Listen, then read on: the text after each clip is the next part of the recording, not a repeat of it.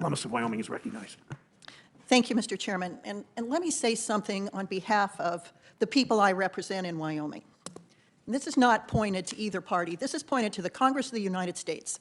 It is absolutely irresponsible that we are $28 trillion in debt and that both parties sit here and blame each other for what they both did irresponsibly. It's absolutely unconscionable what we have done to the people of this country. It's both parties' faults. It's the Congress's fault, and we need to address it. But we're so busy making each other look like the rat's rear end that we won't address the real problems in this country that led us to be 28 trillion plus in debt and now asking to get further in debt.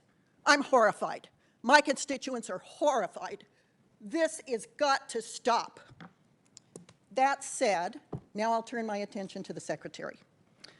Secretary Yellen, speaking of horrified, my constituents cannot believe that you support a proposal to require banks and credit unions to report customer data to the Internal Revenue Service for transactions of $600 or more. There are obvious privacy concerns for all Americans here, and this represents a dramatic new regulatory burden for community banks and credit unions in Wyoming and elsewhere.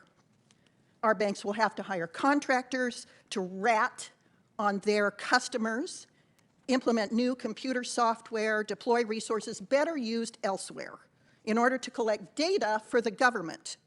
Bank customers are not subjects of the federal government. Banks do not work for the IRS. This is invasive of privacy.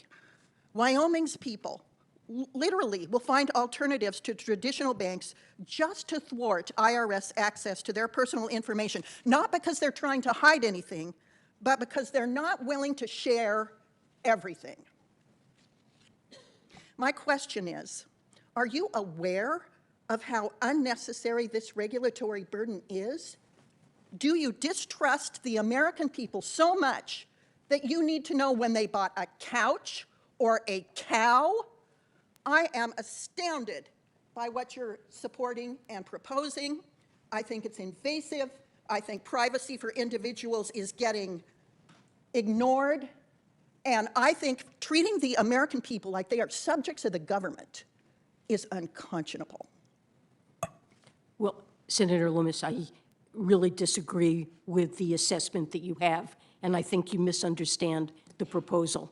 Banks already report directly to the IRS the interest that they pay on accounts when it exceeds $10. And this is not a proposal to provide detailed transaction-level data by banks to the IRS.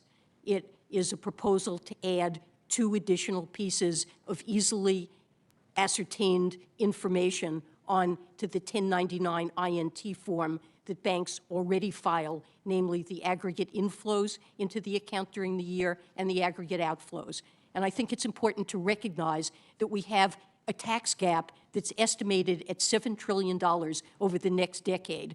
That is taxes that are due and are not being paid to the government, that deprive us of the resources we need to do critical investments to make America more productive and competitive. And the reason that that tax gap in part exists, partly it's because the IRS has been deprived of revenue to hire auditors, but the IRS has a wealth of information about individuals. If you work at a job where you get labor income, a W-2 is filed and sent.